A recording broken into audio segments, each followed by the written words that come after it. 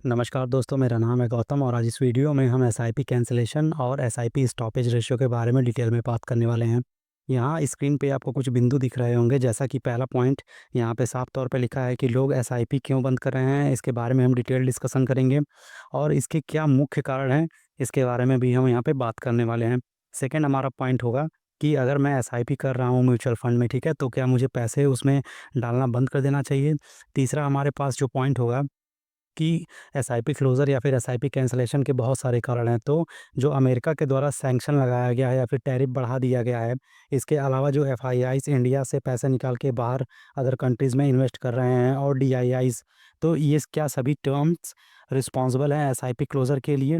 तो इसके बारे में भी हम यहाँ पे बात करेंगे। और चौथा हमारा पॉइंट होगा कि अगर मैं एक नया निवेशक हूँ, नया इन्वेस्टर हूँ, तो क्या मुझे अभी बाज़ार में, मार्केट में प्रवेश करना चाहिए, एंट्री लेनी चाहिए कि नहीं? ऐसा तो नहीं है कि अगर मैं इस समय एंट्री लेता हूँ तो लॉन्ग टर्म में मुझे ज़्यादा नुकसान हो, या फिर मुझे अभी वेट करना चाहिए, जब मार्केट में सुधार आ जाएगा तब मैं इन्वेस्टमेंट चालू करूँ, ठीक है? और पाँचवां जो हमारा सबसे इम्पोर्टेंट है कि जो एक्सपर्ट हैं म्यूचुअल फंड के या फिर स्टॉक मार्केट के, उनका इस चीज़ को लेकर क्या कहना है एसआईपी क्लोज़र को लेकर, ठीक है? और छठवां, हम इंडियन स्टॉक मार्केट और जो ग्लोबल स्टॉक मार्केट है उसकी स्थिति को भी यहाँ पे जानेंगे, समझेंगे। इन सभी चीज़ों के बारे में यहाँ पे डिटेल में बात होने वाली है। तो चलिए बिना किसी देरी के प्रारंभ करते हैं। यहाँ पे आपको साफ तौर पे कुछ न्यूज़पेपर के आर्टिकल दिख रहे होंगे, जैसा कि जो एसआईपी कैंसलेशन है वो 122% बढ़ गया था। ये है आपका फरवरी का डेटा। ठीक है, इस न्यूज़ आर्टिकल में भी आपको यही डेटा दिख रहा होगा कि ये ऑल टाइम हाई रिकॉर्ड को टच कर रहा है, 122% क्लोज़र है और लगभग 54.7 लाख जो अकाउंट हैं, वो क्लोज़ हो चुके हैं फरवरी में। क्या यह इंडिया के लिए एक चिंताजनक बात है, वरी साइन है कि इससे नेगेटिव इम्पैक्ट पड़ सकता है मार्केट में? तो इन सभी चीज़ों के बारे में डिटेल में बात होने वाली है। सबसे पहले मैं आपको ले जाना चाहूँगा कि कुछ डेटा है एसआईपी कैंसलेशन को लेकर। यहाँ पे आपको दिख रहा होगा कि 122% फरवरी में है, मतलब कि जितना रजिस्ट्रेशन नहीं हुआ है उससे ज़्यादा अकाउंट कैंसिल हो चुके हैं। जैसा कि यहाँ पे जो एसआईपी का स्टॉपेज रेशियो है 122% है। मतलब कि अगर टोटल 100 अकाउंट खुल रहे हैं, फॉर एग्ज़ाम्पल फरवरी में अगर कुल 100 अकाउंट खुले हैं तो उसमें से 122 बंद हो चुके हैं। 100 जो नया वाला खुला था वो बंद हो चुका है, 22 पुराने अकाउंट बंद हो चुके हैं। तो इस तरह से जो क्लोज़ डेटा है वो 122% है। इसकी डिटेल वीडियो या फिर जो डेटा का डिटेल एनालिसिस है, इसके लिए मैं यहाँ आपको एएमएफआई का वेबसाइट का स्क्रीनशॉट यहाँ पे दिखा रहा हूँ। फरवरी का अगर आप एनालिसिस करें तो जो न्यू रजिस्ट्रेशन हुआ है एसआईपी का, वो लगभग आपका 44.5 लाख है। लेकिन जो सबसे इंटरेस्टिंग बात है यहाँ पे क्लोज़र जो कैंसिल हो रहा है, देखिए डिसकंटिन्यूड डेटा है, ये 54.7 लाख है। तो इससे कम से कम 10 गुना, यानी 10 गुना नहीं, कम से कम 10 लाख अकाउंट क्लोज़ हो चुके हैं। वहीं यही हाल जनवरी में भी रहा था। जनवरी में लगभग आपका 56 लाख के आसपास नया रजिस्ट्रेशन हुआ था, लेकिन जो क्लोज़र का डेटा है, वो 61 लाख के आसपास है। इसके अलावा अगर हम दिसंबर और नवंबर की भी बात करें, तो वहाँ पे जो नया रजिस्ट्रेशन हुआ था, वो 54 लाख के आसपास था, लेकिन जो क्लोज़र डेटा था, वो 44 लाख था। और नवंबर में 49 लाख अकाउंट नए खोले गए थे और 39 लाख क्लोज़ हुए थे। तो ये एएमएफआई का डेटा है, जो कि बिल्कुल ऑथेंटिक है।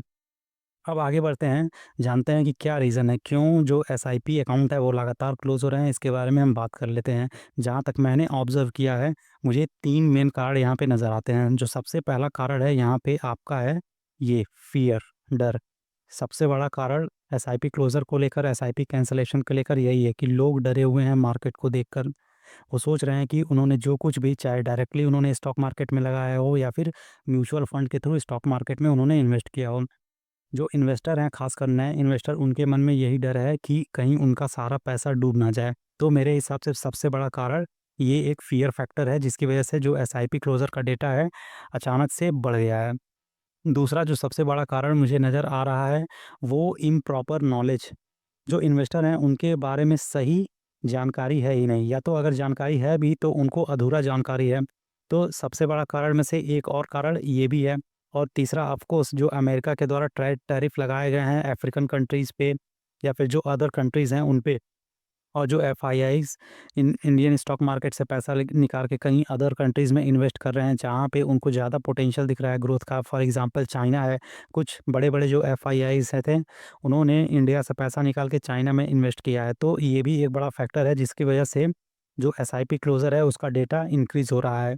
एंड जो ये 4th यहाँ पे आपको पोज़ीशन दिख रहा होगा, इसमें आपकी राय क्या है? मैं ये आप पे छोड़ देता हूँ। अगर आप एसआईपी के थ्रू या फिर लमसम अमाउंट के थ्रू म्यूचुअल फंड में इन्वेस्ट कर रहे हैं, तो आप इसे कंटिन्यू करना चाहेंगे या फिर होल्ड करना चाहेंगे या फिर क्लोज़ करना चाहेंगे?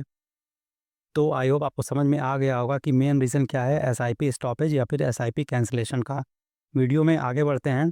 अब अगर आप ऑलरेडी म्यूचुअल फंड में एसआईपी के थ्रू इन्वेस्टमेंट करते हैं, तो आपको क्या करना चाहिए? आपको भी बंद कर देना चाहिए एसआईपी को। तो मेरी अगर ओपिनियन आप जानना चाहेंगे, तो मेरा ओपिनियन है बिग नो, मतलब कि नहीं, आपको कंटिन्यू करना चाहिए। होल्ड भी नहीं करना है, क्लोज़ भी नहीं करना है। आपको आपका जो एसआईपी है, उसको चालू रखना है, बिल्कुल भी बंद नहीं करना है।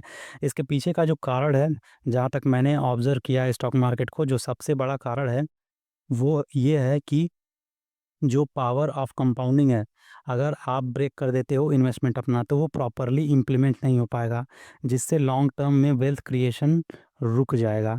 तो ये सबसे बड़ा पॉइंट है। अगर आप एसआईपी क्लोज़ करने के बारे में सोच रहे हैं, तो एक बार फिर से सोचिए। हो सके तो आप उसे रोक दीजिए, लेकिन बंद तो बिल्कुल भी मत कीजिएगा। इसको हम एक एग्ज़ाम्पल के थ्रू भी समझ लेते हैं। यहाँ पे आपको कुछ डेटा दिखाई दे रहा होगा। ये निफ्टी 50 का डेटा है। किसका है? निफ्टी का।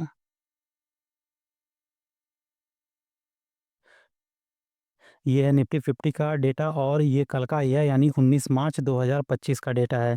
जैसा कि यहाँ पे आपको ग्राफ में साफ तौर पे दिख रहा होगा कि जो निफ्टी था वो एक समय में लगभग साढ़े 26,000 के आसपास ट्रेड कर रहा था और अभी प्रेजेंट टाइम में ये आपका लगभग 22 से 23,000 के आसपास गिर के आ चुका है। मतलब 4 से लेके साढ़े 4,000 तक ये निफ्टी 50 डाउन है। तो एक बार आप एग्जांपल के लिए सपोज़ करके देखिए कि अगर कोई स्टॉक है, फॉर एग्जांपल जिसका प्राइस है ₹100, ठीक है? ₹100 स्टॉक का प्राइस है और वो 60% पिछले 5 महीने में गिर के आ गया ₹400 पे, यानी अभी वो 60% डिस्काउंट पे आपको ₹400 में मिल जा रहा है। तो अगर कोई व्यक्ति अभी उस स्टॉक को ₹400 में खरीद लेता है और दोबारा ये ₹400 से ₹1,000 तक जाता है, तो ग्रोथ कितने का हुआ? यहाँ पे ग्रोथ आपको लगभग 150% का हुआ। तो ये एक सिंपल सा कैलकुलेशन है, मैथमेटिक्स है, जो अक्सर जो नए इन्वेस्टर होते हैं या फिर जो कई लंबे समय से इन्वेस्ट कर भी रहे हैं, उनको ये चीज़ें नहीं पता होती हैं कि ₹1,000 का जो स्टॉक है, अगर वो गिर के ₹400 पे आया, तो लॉस यहाँ पे 60% का होगा। लेकिन वही स्टॉक जब गिरे हुए पोजीशन में कोई व्यक्ति खरीदेगा, मतलब ₹400 का, और वो उठ के ₹1,000 तक जाएगा, तो जो प्रॉफ़िट होगा वो 150% का होगा। तो ये सिंपल सा मैथमेटिक्स है, जो स्टॉक मार्केट में आपको ज़रूर समझना चाहिए। तो अगर ये जो डाउन वाला पॉइंट आपको दिख रहा होगा, ये हो गया, फिर यहाँ 23,000 के आसपास है, 23,200 पे है, फिर यहाँ 22,800 पे है, फिर यहाँ पे 22,000 के आसपास है। तो ये जो डाउन पोजीशन है, यहाँ पे अगर आप लमसम के थ्रू या फिर एसआईपी के थ्रू भी इन 6 से 8 महीने में इन्वेस्ट किए होते, तो आपको जो स्टॉक है वो डिस्काउंटेड प्राइस में मिल रहा होता। अगर म्यूचुअल फंड में यही चीज़ हम इम्प्लीमेंट करें, तो जो एनएवी है वो आपको डिस्काउंटेड प्राइस में मिलती। फॉर एग्जांपल अगर किसी म्यूचुअल फंड में आप इन्वेस्टमेंट कर रहे हो और वहाँ पे जो आपका एनएवी है वो ₹200 पर यूनिट है, ठीक है? लेकिन मार्केट में गिरावट है, तो यही ₹200 का जो आपका एनएवी है, फॉर एग्जांपल ₹150 में मिल रहा है, तो ये आपको ज़रूर परचेज़ करना चाहिए, क्योंकि ये जब ₹150 से ₹200 जाएगा, तो वो आपको कई गुना ज़्यादा प्रॉफ़िट बना के देगा। एक चीज़ स्टॉक मार्केट में आप हमेशा ध्यान रखिएगा, एक मंत्र को हमेशा याद रखिएगा कि जो बुल मार्केट होता है, उससे कहीं ज़्यादा रिटर्न आपको बियर मार्केट देता है। अगर मार्केट में सिर्फ़ बुल ही आए, मतलब कि हमेशा ग्रोथ ही देखने को मिले, तो पावर ऑफ कंपाउंडिंग उतना अच्छे से इम्प्लीमेंट नहीं हो पाएगा। वेल्थ को तो क्रिएट होगा, लेकिन जितना बियर मार्केट आने से वेल्थ क्रिएट होता है, उसकी तुलना में बुल मार्केट में कम होगा।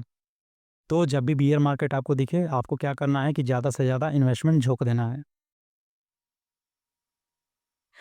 अब इस चीज़ को लेकर एक्सपर्ट का क्या कहना है, इसके बारे में भी एक बार हम बात कर लेते हैं। तो एक एक्सपर्ट हैं, ठीक है? उनका नाम है अमोल जोशी। ये कौन है? ये फाउंडर हैं किसके? प्लान रूपी इन्वेस्टमेंट सर्विस के। इनका क्या कहना है कि ये गिरावट वाली मार्केट को लेकर और एसआईपी क्लोज़र के डेटा को लेकर, सॉरी। तो इनका कहना है कि जो इन्वेस्टर हैं उनको एक्टिवली क्या करना चाहिए? रोटेट करना चाहिए अपना स्कीम कैटेगरी को, ना कि एग्ज़िट हो जाएँ वो मार्केट से। इनका सिंपल सा मतलब है कि मार्केट से बाहर निकलने से अच्छा है कि आप अपने फंड को रोटेट करते रहें। मतलब कि अगर आपने ज़्यादा इन्वेस्टमेंट मिड कैप या फिर स्मॉल कैप में किया है, जहाँ पे भारी गिरावट देखने को मिल रही है, तो कोशिश कीजिए कि वहाँ से आप निकाल के लार्ज कैप में डाल दें, जहाँ पे आपको उनकी तुलना में कम गिरावट देखने को मिली है।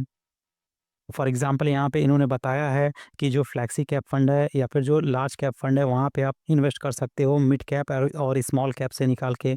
और ऐसे बहुत सारे इन्वेस्टर हैं, जो प्रो इन्वेस्टर हैं, वो ऑलरेडी ये चीज़ें कर रहे हैं।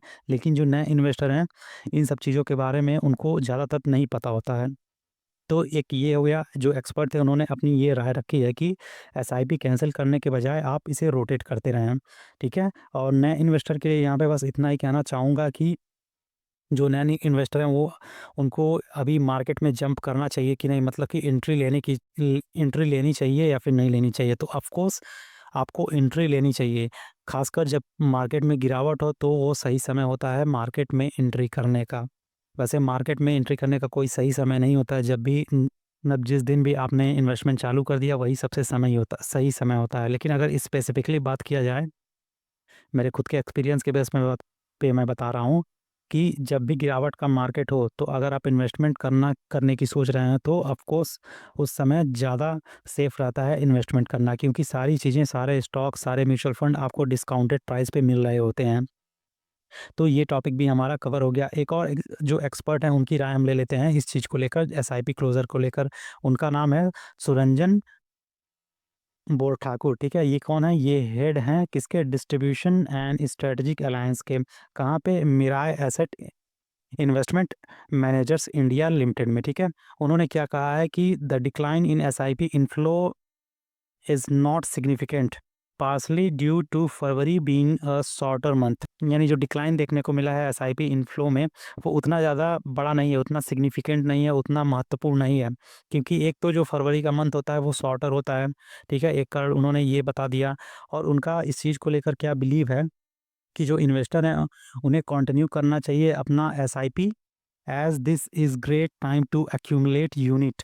तो यहाँ पे उन्होंने साफ तौर पे कहा है कि यही सही समय है ज़्यादा से ज़्यादा यूनिट परचेज़ करने का म्यूचुअल फंड में, या फिर डायरेक्टली स्टॉक में भी ज़्यादा से ज़्यादा शेयर खरीदने का। तो आई होप ये सारी चीज़ें आपको समझ में आ गई होंगी कि आपको एसआईपी क्लोज़ नहीं करना है, ठीक है? अनटिल अनलेस आपको बहुत ज़्यादा नीड ना हो, कोई अचानक से की इमरजेंसी ना आ गई हो, फॉर एग्ज़ाम्पल मेडिकल कोई इमरजेंसी आ गई जहाँ पे आपको आपका एसआईपी क्लोज़ करना ही करना है, तो उस सिचुएशन में आप क्लोज़ कर सकते हो। लेकिन अगर मार्केट के प्रेशर में ये सारी चीज़ें आप कर रहे हो, तो इन सभी चीज़ों से आपको बचना है। अब यहाँ पे कुछ पॉइंट हैं जो कि आपको ध्यान में रखना है। वो क्या है कि all good its stock are available at discounted price. तो ये बिल्कुल सही बात है कि जितने बड़े-बड़े अच्छे-अच्छे स्टॉक हैं, वो आपको 25 से 40% डिस्काउंट पे मिल जाएँगे, जो कि अभी सही समय है इन्वेस्टमेंट करने का, ठीक है? You must invest more and more to get more unit. और म्यूचुअल फंड में बात करें, तो वहाँ पे अभी इस समय ज़्यादा से ज़्यादा इन्वेस्टमेंट करेंगे, तो आपको चीपर प्राइस पे ज़्यादा से ज़्यादा यूनिट मिल जाएँगे। तो ये वीडियो यहीं पे हो गया है ख़त्म। एक बार हम फिर से देख लेते हैं कि हमारे जो सभी टॉपिक थे इस वीडियो के माध्यम से कवर हुए हैं कि नहीं। ठीक है, तो लोग एसआईपी क्यों बंद कर रहे हैं इसके बारे में हमने बात कर लिया, ठीक है, कारण हमने जान लिया, ठीक है, मुख्य कारण क्या था इसके बारे में भी बात कर लिया। और क्या आपको म्यूचुअल फंड में एसआईपी बंद कर देना चाहिए, होल्ड कर देना चाहिए या फिर कुछ और, तो कंटिन्यू करना चाहिए। अगर मेरी ओपिनियन आप लोग जानना चाहते हैं तो इसे कंटिन्यू रखिए, बंद करने की कोई ज़रूरत नहीं है, क्योंकि इस समय सारी चीज़ें आपको डिस्काउंटेड प्राइस पे मिल रही हैं। अमेरिका का रोल मैंने बता दिया, ऑफ कोर्स इसका इम्पैक्ट है, एफआईआई का भी इम्पैक्ट है एसआईपी क्लोज़र को लेकर। लेकिन जहाँ तक मैंने ऑब्ज़र्व किया है, जो सबसे बड़ा रीज़न है वो फ़ियर फैक्टर है और इम्प्रॉपर नॉलेज है स्टॉक मार्केट की, जिसकी वजह से ज़्यादा क्लोज़र हो रहा है एसआईपी का। और एक नए इन्वेस्टर के तौर पर ये बिल्कुल एक सही समय है एंट्री करने का मार्केट में, क्योंकि सारी चीज़ें आपको डिस्काउंटेड प्राइस पे मिल रही हैं। एंड फिफ्थ जो टॉपिक था कि एक्सपर्ट का क्या कहना है एसआईपी क्लोज़र को लेकर, जो कि मैंने आपको ऑलरेडी रीड आउट करके बता दिया, एक्सप्लेन कर दिया सारी चीज़ें। एंड सिक्स टॉपिक कि इंडियन स्टॉक मार्केट और ग्लोबल स्टॉक मार्केट की क्या पोजीशन है, तो इसके लिए आप सिंपली गूगल पे जाएँ, वहाँ पे आप निफ्टी 50 मैं बता ही देता हूँ। क्या आपको चेक करना है? आपको चेक करना है निफ्टी 50, सेंसेक्स और large cap, mid cap, small cap. ये 5 चीज़ें आप चेक कर लीजिए, आपको मार्केट का अंदाज़ा मिल जाएगा। लार्ज कैप की बात करें तो ये लगभग 70% गिरावट है। मिड एंड स्मॉल की बात करें तो यहाँ पे आपको लगभग 20% की गिरावट आपको देखने को मिलेगी। और निफ्टी एंड सेंसेक्स की बात करें तो यहाँ पे आपको 14 से लेके 15% के आसपास गिरावट देखने को मिलेगी। मतलब मार्केट में अभी भी लगातार आपको गिरावट देखने को मिल रही है और ये अभी कुछ महीने और रहेगा। देखते हैं मार्केट में कब सुधार आता है, तो इसके बारे में भी हम डिटेल में बात करेंगे। तो आई होप ये सारे क्वेश्चन अभी आपको यहाँ पे समझ में आ गए होंगे। मिलते हैं नेक्स्ट वीडियो में। और जाते-जाते यहाँ पे ऐड करना चाहूँगा कि इस वीडियो के माध्यम से जो भी कुछ इस वीडियो में बताया गया है, वो सारी चीज़ें एजुकेशनल एंड अवेयरनेस पर्पज़ के लिए हैं। किसी भी तरह का फाइनेंशियल रिकमेंडेशन नहीं है यहाँ पे कि कोई भी फाइनेंशियल प्रोडक्ट को आप बाई करें या फिर सेल करें। ये केवल एंड केवल एजुकेशनल पर्पज़ के लिए है। Thank you so much.